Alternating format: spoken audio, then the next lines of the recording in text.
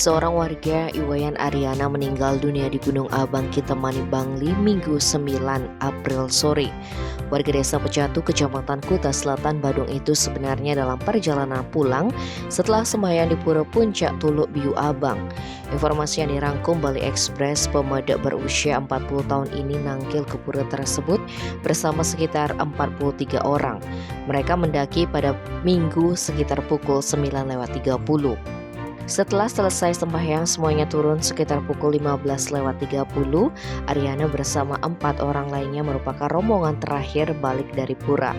Petaka terjadi sekitar 20 meter dari pura atau di ketinggian 2142 mdpl.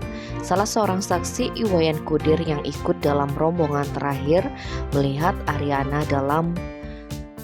Ariana yang berada paling belakang dalam posisi duduk lemas lalu tak sadarkan diri.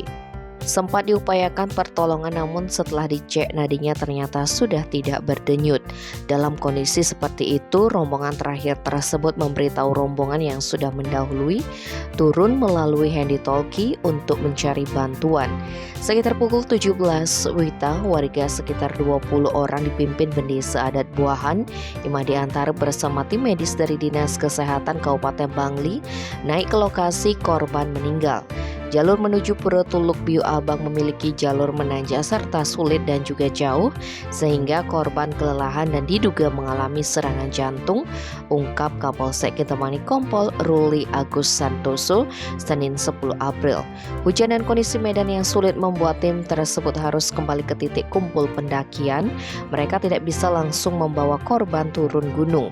Kemudian sekitar pukul 22.20, tim rescue Posar Karangasem tiba di titik kumpul pendakian Gunung Abang, dipimpin Koordinator Posar Karangasem, I Gusti Ngurah Eka Wiatnyana. Mereka langsung balik, disusul tim SAR Polda Bali dan Polsek Kintamani.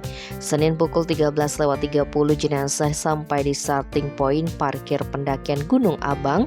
Selanjutnya jenazah diserahkan kepada pihak keluarga.